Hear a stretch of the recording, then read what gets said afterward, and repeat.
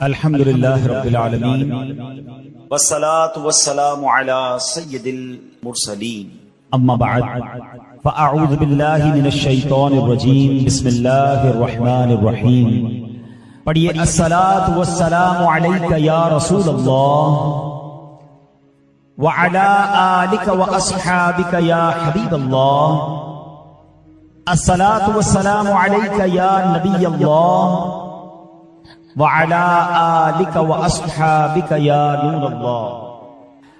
درود پاک پڑھنے کے بے شمار فضائل و برکات ہیں۔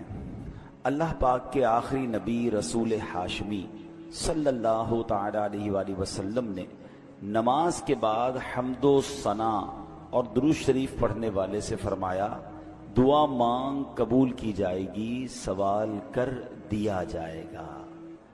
تو پتہ یہ چلا کہ جب بھی نماز سے فارغ ہوں تو اللہ پاک کی حمد و ثنا کر کے، جیسے ہم کہتے ہیں نا الحمدللہ رب العالمین والصلاة والسلام علی خاتم النبیین، یہ کوئی بھی خطبے کے الفاظ جس میں اللہ کی حمد بھی ہو، اللہ کی ثنا بھی ہو، اور اس کے بعد درود پاک پڑھ لیں۔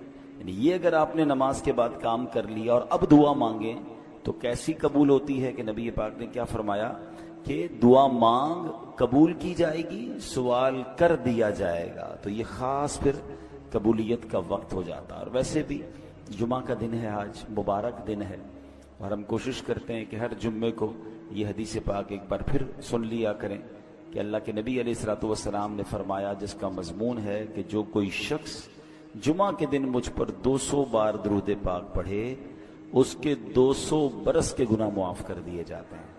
تو خاص درود پاک پڑھنے کا دن ہے، تو کثرت کے ساتھ درود پاک پڑھتے رہا کریں۔ آئیے مل کر محبت کے ساتھ بآواز بلند درود پاک پڑھ لیں۔ صلو علی الحبیب صلی اللہ تعالی علی محمد صلی اللہ علیہ وسلم۔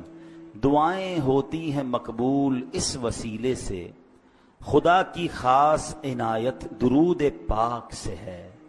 ازل کے دن سے میرے مصطفیٰ کے چرچے ہیں، تمام دہر پہ رحمت درود پاک سے ہے۔ اللہ درود پاک سے سچی محبت عطا فرمائے۔ جمعہ کا جو بیان ہوتا ہے اس میں الحمدللہ ہم قرآن کی باتیں، قرآن کریم فرقان حمید کی کچھ آیتیں، پھر اس کے بعد اس کا ترجمہ اور اس سے ملنے والے میسج کو سمجھنے کی کوشش کرتے ہیں۔ آج قرآن پاک کی جو آیت ہے، میں اگر یہ کہوں تو غلط نہ ہوگا کہ قرآن کی اگر مشہور ترین آیتوں میں سے ایک آیت ہے، ویری امپورٹنٹ اور بہت کمال کی آیت۔ پارہ نمبر 2 ہے، سورہ بقرہ ہے، اور آیت نمبر ہے 154۔ اللہ کریم قرآن مجید میں ارشاد فرماتا ہے، وَلَا تَقُولُوا لِمَن يُقْتَلُ فِي سَبِيلِ اللَّهِ أَمْوَاتٌ بَلْ أَحْيَاءٌ وَلَٰكِن لَّا تَشْعُرُونَ۔ بڑی کمال کی آیت ہے۔ اس کا ترجمہ کیا ہے؟ آسان ترجمہ قرآن کنز العرفان۔ اور جو اللہ کی راہ میں مارے جائیں انہیں مردہ نہ کہو، بلکہ وہ زندہ ہیں لیکن تمہیں اس کا شعور نہیں۔ انشاءاللہ اس آیت کے بارے میں جانیں گے، کچھ ذکر کرتے ہیں کربلا والوں کا، اور پھر اسی آیت کے تحت اس میں کچھ بات بھی کریں گے۔ روایت وہ ہے کہ جنگ صفین کا موقع تھا، مولا کائنات مولا علی شیر خدا کرم اللہ تعالی وجہ الکریم میدان کربلا سے گزرے۔ یاد رہے یہ کربلا سے بہت پہلے کا واقعہ ہے۔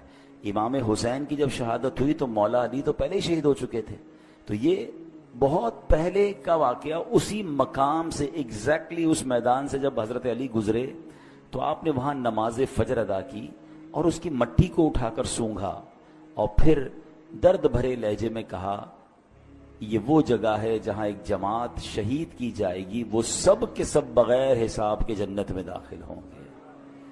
سبحان اللہ، کیا شان ہے شہدائے کربلا کی۔ اس روایت سے مولا علی شیر خدا کرم اللہ تعالی وجہ الکریم کو اللہ کی عطا سے جو علم غیب عطا کیا گیا تھا وہ بھی معلوم ہو رہا ہے، اور یہ واقعہ تو ابھی سالوں بعد ہونا ہے، لیکن مولا علی نے پہلے بتا دیا۔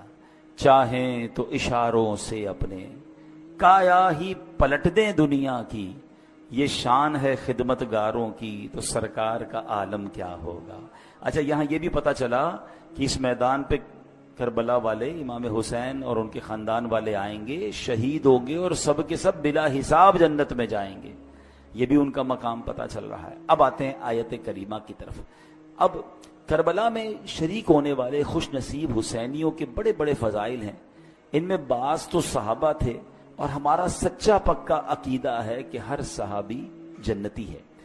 پھر اس لشکر حسین میں صحابہ بھی تھے، تابعین بھی تھے، یعنی وہ خوش نصیب تھے کہ جنہوں نے صحابہ کرام علیہم رضوان کی صحبت پائی. یہ بھی بڑے اونچے رتبے والے تھے.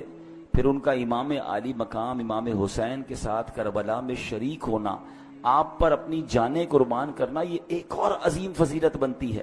اللہ اکبر. اور پھر انہیں ایک اور بڑا مرتبہ کیا ملا کہ اللہ کریم نے انہیں شہادت عطا فرمائی.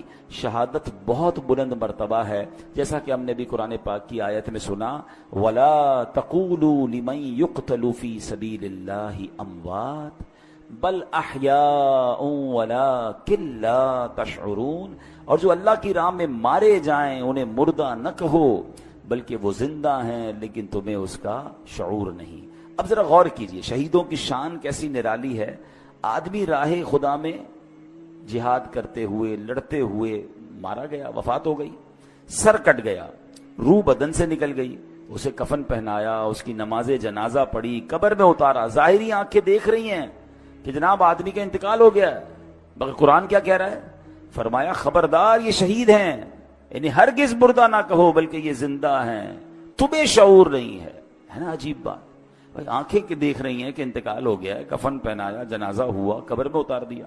بلکہ ایک اور قرآن کی آیت میں کیا ارشاد ہوتا ہے؟ وَلَا تَحْسَبَنَّ الَّذِينَ قُتِلُوا فِي سَبِيلِ اللَّهِ أَمْوَاتًا. قرآن کہتا ہے جو اللہ کی راہ میں شہید کیے گئے ہرگز انہیں مردہ خیال نہ کرنا. اللہ اکبر. یعنی کہنا تو دور کی بات ہے، اپنے دل میں بھی شہید کو مردہ بھی سوچنا بھی نہیں ہے. دو آیتیں یاد رکھیے کہ ایک جگہ کہا کہ انہیں مردہ نہ کہو، یہ زندہ ہے، تمہیں شعور نہیں ہے. دوسری جگہ فرمایا ان کے بارے میں مرنے یعنی موت کا، یعنی یہ مردہ ہو گئے، اس بات کا خیال بھی دل میں نہیں لانا ہے. اللہ اکبر. کیوں؟ کیونکہ یہ دنیا سے چلا گیا ہے، اللہ پاک کے ہاں اب بھی زندہ ہے، اسے رزق دیا جاتا ہے. اب ذرا آگے چلتے ہیں. ڈاکٹر اقبال نے ایک سمجھ لے کہ بہت پیاری تشریح زندگی کی ہے. وہ لکھتے ہیں برتر از اندیشہ سود و ضیاء ہے زندگی، ہے کبھی جاں کبھی تسلیم جاں ہے زندگی. مطلب کیا ہے کہ یعنی زندگی نفع و نقصان سے بڑھ کر کوئی چیز ہے. سانسیں لیتے رہنا بھی زندگی ہے، اور اللہ پاک کے نام پر سر قربان کر دینا بھی زندگی ہے. موت کو سمجھے ہیں غافل اختتام زندگی، موت کو سمجھے ہیں غافل اختتام زندگی، ہے یہ شام زندگی صبح دوام زندگی. یعنی یہ غافل لوگ سمجھیں کہ بھئی موت ہو گئی تو زندگی ختم ہو جائے گی.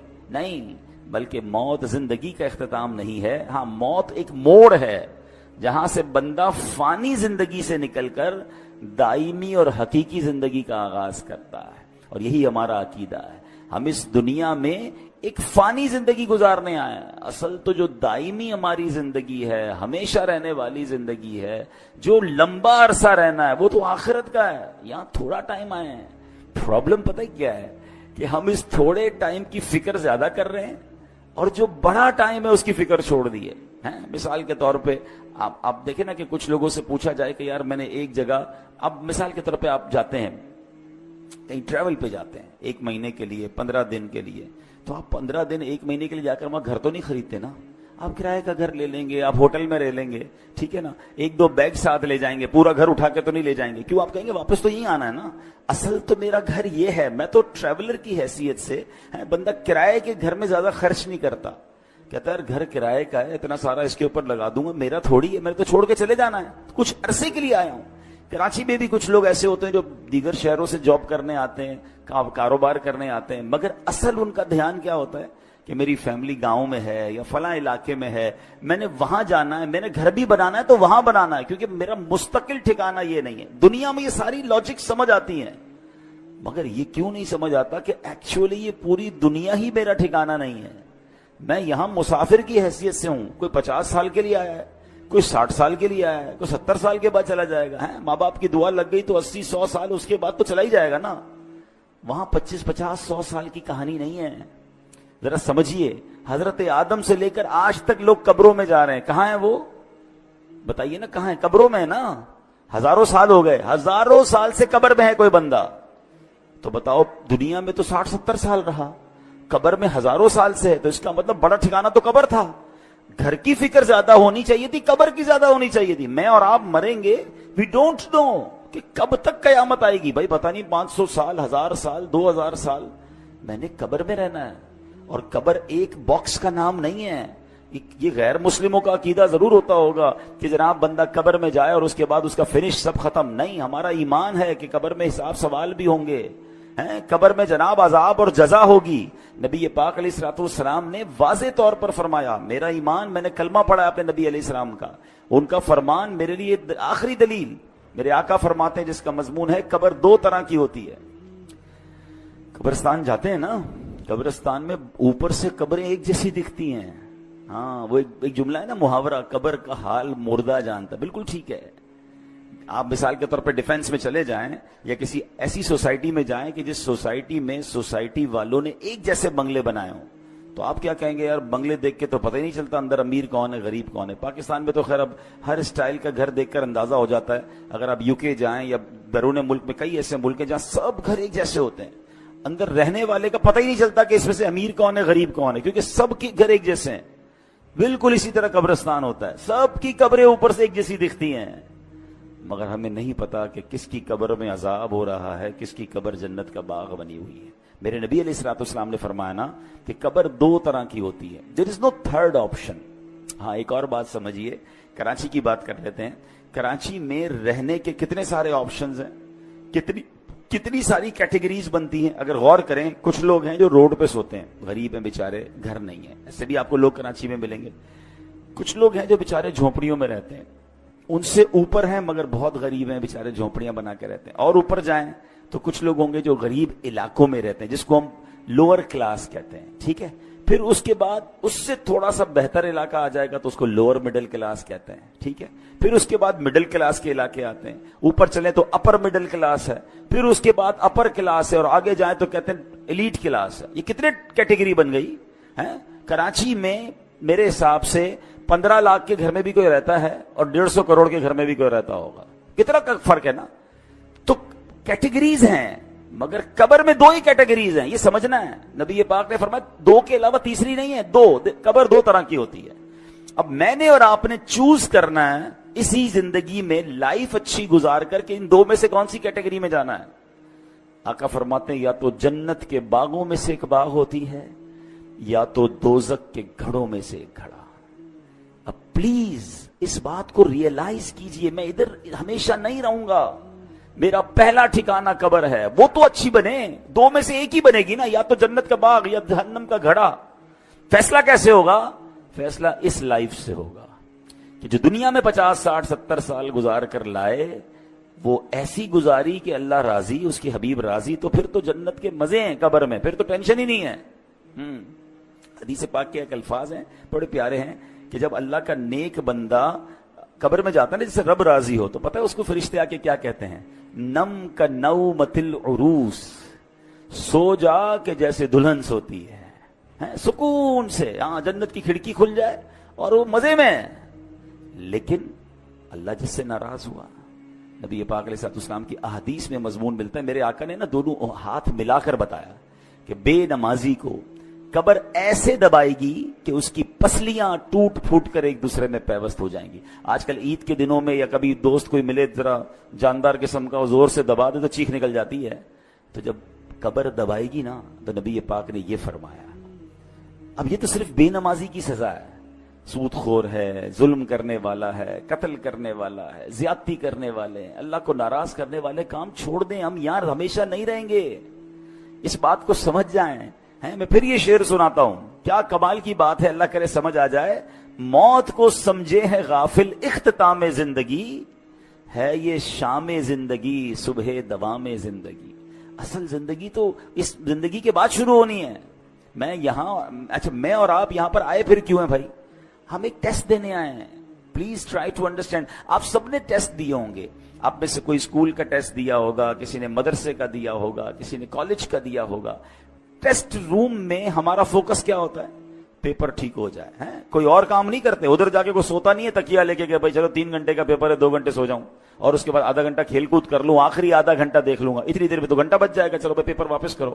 ایگزیکٹلی زندگی ایسی ہی ہے. اور میں نہیں کہہ رہا میں کو قرآن کی آیت سناؤں گا, اور تقریباً وہ آیت سناؤں گا جو آپ سب نے کئی بار سنی ہوگی.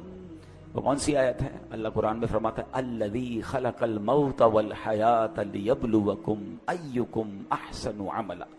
کچھ سنی لگ رہی ہے نا, یہ سورہ ملک میں آیت ہے.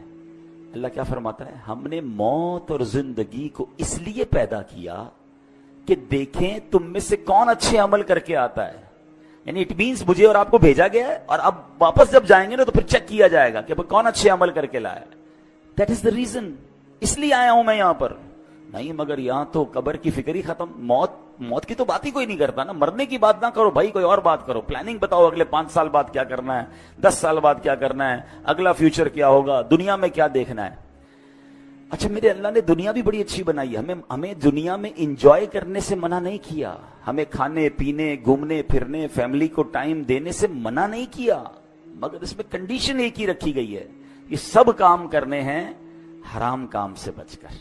بچوں کو کھلائیں اس کا ثواب ہے, فیملی پہ خرچ کریں اس کا ثواب ہے, بچوں کو خوش کریں اس کا ثواب ہے, اپنے دوستوں کو کھانا کھلائیں اس کا بھی ثواب رکھا گیا. مگر نیت کیا ہے؟ تفاخر کی, غرور کی, پراؤڈ کی, لوگوں پر روب جمانے کی نہیں. نیت اللہ کی رضا. پھر اس کے بعد حرام کام اس میں ایڈ کر دیتے ہیں ہم. بچوں کو کھلاتے کھلاتے بچوں کو حرام جگہ پہ لے جاتے ہیں, بچوں کو خوش کرتے کرتے ان کو سنیما لے جاتے ہیں. خوش کریں نا, کس نے بنا کیا ہے, لیکن حرام چیزوں سے بچیں. تو ایسی بہت ساری ڈیٹیل ہے, لیکن میں نے بس چلے, میرا موضوع چونکہ آج شہید ہے, لیکن بات چلی تو میں اس طرف لے گیا کہ مجھے اور آپ کو بھی جس طرح دنیا میں اپنے گھر کی فکر ہے, جس طرح دنیا میں رہنے کے کل کیا ہوگا, سال بعد کیا ہوگا, 5 سال بعد کیا ہوگا, سوچتے رہتے ہیں. تو یار یہ تو سوچو قبر میں کیا ہوگا, وہاں سوالات کے جوابات دے سکوں گا کہ نہیں, میری قبر جنت کا باغ بنے گی کہ نہیں. اچھا قبر پہ ہی معاملہ ختم تھوڑی ہے, قبر کے بعد تو پھر محشر کا دن ہے, اور پھر آگے جنت اور دوزخ کا فیصلہ ہے. لیکن بڑی خوبصورت بات علماء فرماتے ہیں, قبر پہلی منزل ہے. جو ادھر کامیاب ہو گیا نا وہ آگے بھی کامیاب, یعنی پہلا ٹیسٹ پاس ہو گیا ہے تو آگے بھی خیر ہے. ادھر ہی پھنس گیا. حضرت عثمان غنی رضی اللہ تعالیٰ عنہ کتنی عظیم ہستی ہیں, آپ عشرہ مبشرہ میں سے ہیں, ذوالنورین ہیں, قطعی جنتی ہیں, نبی پاک سے کئی بار جنت کی بشارت سنی ہے. مگر جب قبرستان جاتے تھے نا تو زارو کتار روتے تھے, داڑھی آنسوؤں سے تر ہو جاتی تھی. تو کسی نے کہا آپ کے سامنے محشر کا ذکر ہوتا ہے, آپ نہیں روتے, جہنم کا ذکر ہوتا ہے, اتنا نہیں روتے, لیکن آپ جب قبرستان جاتے ہیں تو بہت روتے ہیں. تو کمال کی بات فرماتے قبر ہی پہلی منزل ہے, جو ادھر کامیاب ہو گیا وہ آگے بھی کامیاب ہو گیا. تو please try to prepare beautiful grave for you. اپنی بہترین قبر بنانے کی کوشش کرنی ہے. وہ پیسوں سے نہیں ہوگی کہ میں کہوں بھائی میرے مرنے کے بعد ماربل والی قبر بنا دینا. آپ ماربل نہیں, سونے کی قبر بنا لیں. اگر اللہ ناراض ہے تو اندر عذاب ہو رہا ہوگا. باہر کا قبر کا کوئی کمال نہیں ہے, اندر کی کہانی اور ہے. اللہ کرے یہ بات مجھے بھی سمجھ آ جائے, یہ بات آپ کو بھی سمجھ آ جائے. اب امام حسین رضی اللہ تعالیٰ عنہ کی بات چل رہی ہے, شہیدوں کی بات چل رہی ہے. حضرت زید بن ارقم رضی اللہ تعالیٰ عنہ, شہید زندہ ہوتا ہے نا. اب ذرا سنیے گا واقعہ, میں امام حسین کا واقعہ سنانے لگا ہوں. صحابی رسول ہیں حضرت زید بن ارقم, کہتے ہیں جب یزیدی لشکر نے ظلم